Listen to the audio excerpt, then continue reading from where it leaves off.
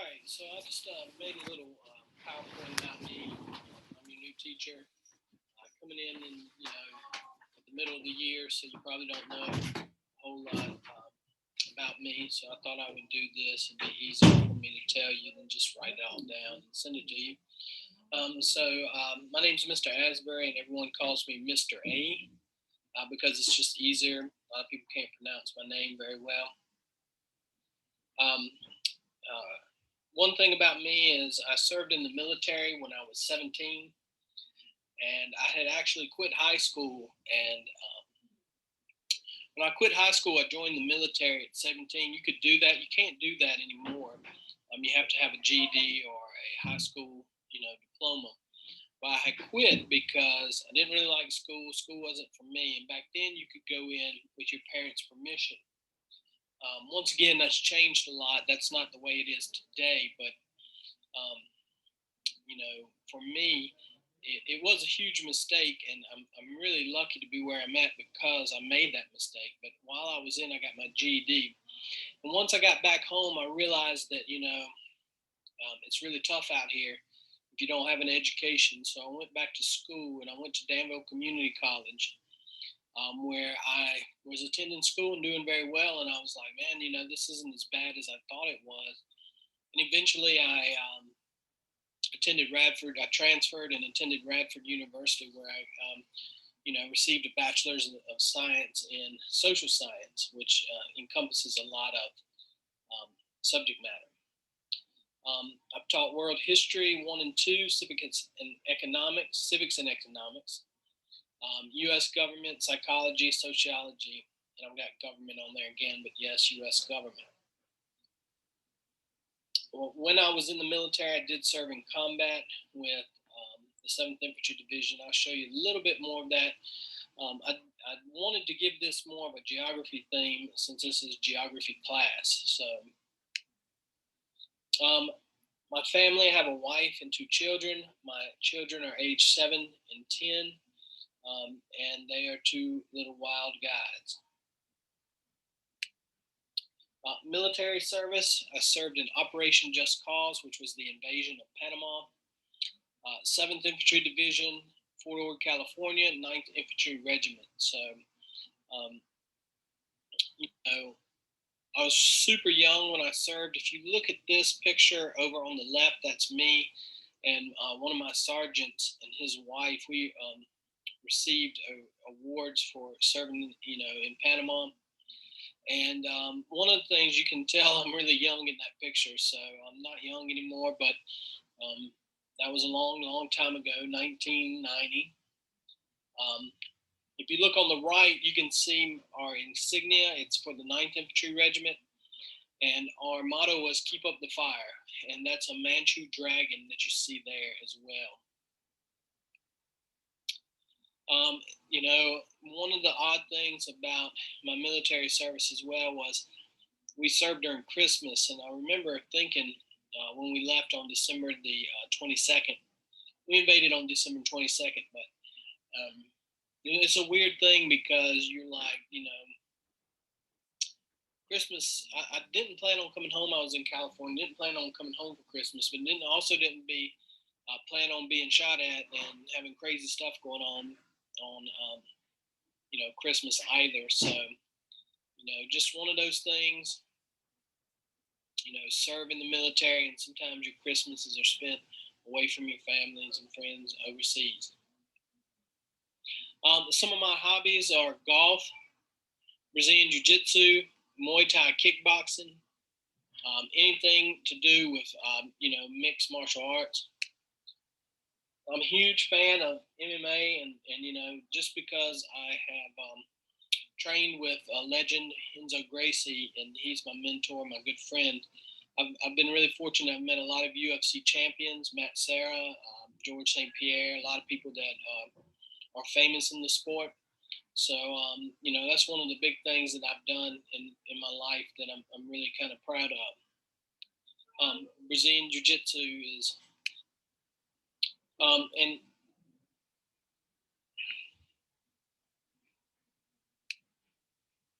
So, Brazilian Jiu Jitsu. There's me and Renzo Gracie, and the guy you know, the right of Renzo is Travis Stevens. He is Olympic silver medalist in judo.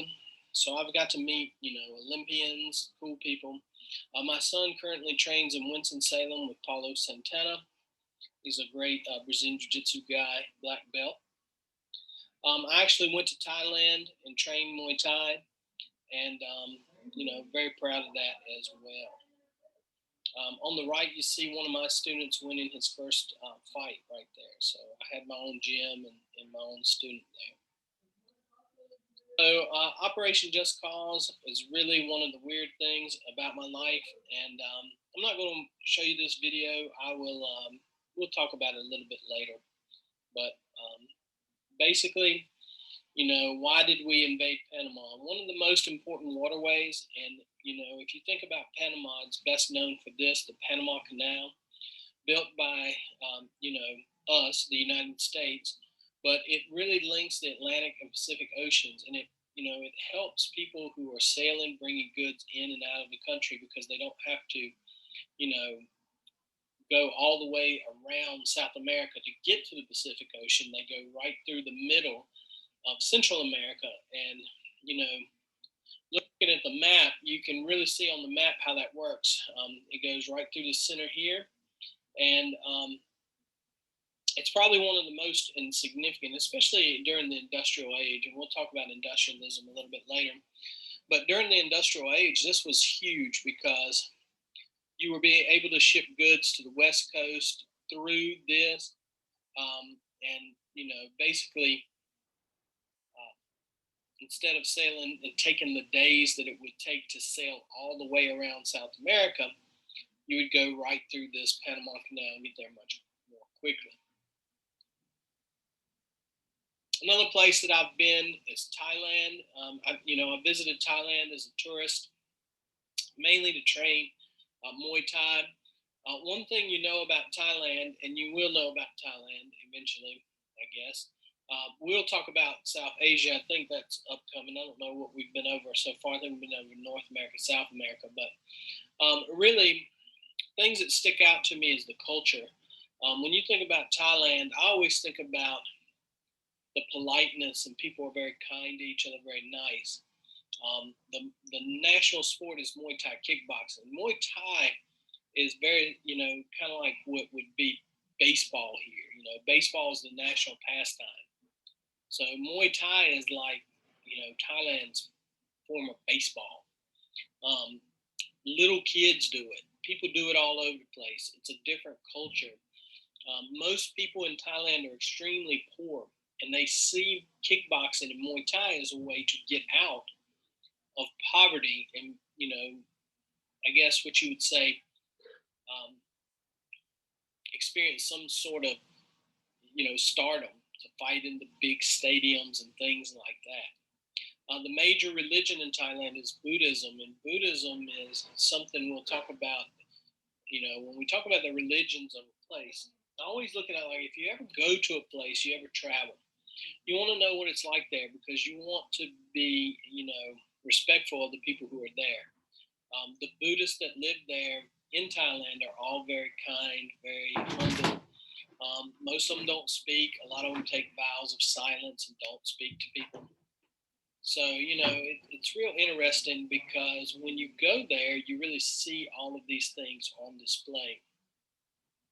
Um, this is pictures from Thailand. If you look, Thailand, where it's situated, one of the things that happened in Thailand, the place I was at, Phuket, is, tsunamis.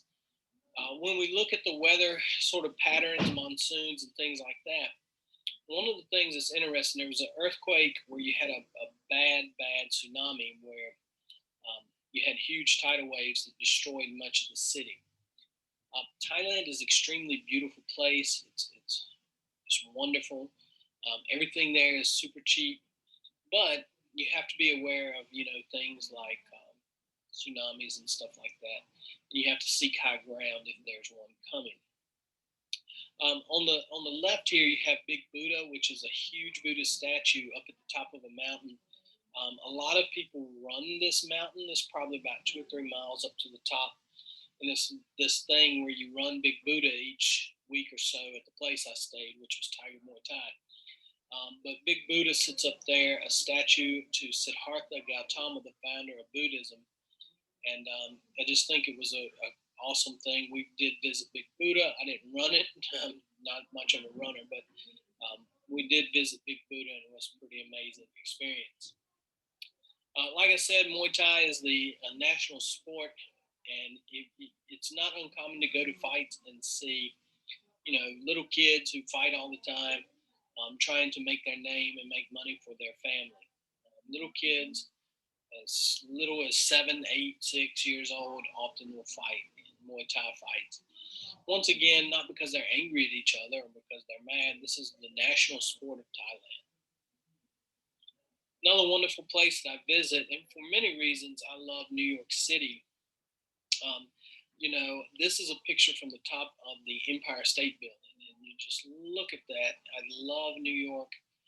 I wouldn't want to live in New York, but at the same time, I I just love visiting. I love going there. I went there recently, right before Christmas, on maybe the 22nd, 23rd, the day after break. I visited a friend, and we actually went and got to see some of the Christmas stuff that was there, the tree and Rockefeller Center and all that stuff. But there's so much to do there. There's so much to see. You got Times Square, you got the Empire State Building, Statue of Liberty, and one of the things that we visited, or I visited, was the 9/11 Memorial. If you look at this is something that's probably new to you guys because, not really new, I'm sure you've heard about it, but 9/11 happened 2001. It seems like so long ago now, before you were born. And, when you think about tragedies, this was one of the big things that still haunts us to this day. And this sort of memorial was created for the victims of 9/11. I don't know the story to this over on the left, but basically a guy had like a $2 bill in his pocket and a ring that he planned to give his fiance or something like that, or it's his wedding band. I don't know. It's a sad story. I can't remember the you know gist of the whole thing, but it's basically someone who had died in this, and they found his stuff, and it confirmed to his significant other that he was lost during those attacks. Whenever you go to New York, I just think that it's great to visit some of the cool things. But this is the Statue of Liberty, and this is the guide that was with us. He was crazy, but you know, whenever you're in New York, I took one of my friends went with me to New York. If you're a tourist, you always look at because there's just nothing but buildings. You can't grow out. New York is just it is what it is. You can only grow up. So they have to build buildings high in the sky to house all the people that work in these buildings. Once the Twin Towers were gone, they started building this one of the other New World Trade Center buildings. But just the whole, I guess, scene in New York, the skyscrapers, and of course you see some crazy stuff too. We were there. It used to be, in my opinion, a little bit safer, but today it's not quite as safe. So you do see some odd things. You got to be on your toes. There's some weird stuff going on there, and you got to be careful. But for the most part, New York's a great place. I love it. I love to visit. So this brings us to what assignment we're going to have here for this. It basically says, where's one place in the world you'd like to visit, and why would you want to visit this place, and what would you want to see or do once you arrive? Include specific details and examples in your response. And just basically, this is me getting to know you. Just write, hey, where would you like to go? I always think about places I'd like to go, like Japan. My unit was in Egypt, and I was like, God, man, when I first got with my unit, a lot of them were in the Sinai in Egypt, and I was like, I do not want to go there. Now looking back on it, I really wish I would have went. I could have seen the pyramid of Giza, all the cool things. I'd love to go to Egypt. I'd love to go to England. I'd love to go to Japan. It's for the culture, sushi. Um, think about that. This isn't like a real serious assignment. Just like think about some cool place you'd like to go. What do you want to go see? If you go to Paris, you're gonna want to see like the Eiffel Tower. If you go to New York, you're gonna want to see you know, Times Square or whatever. So just think about those sort of things and just write a little something about it, and then be an easy participation grade. If you have any questions, feel free to ask me. Thank you, guys.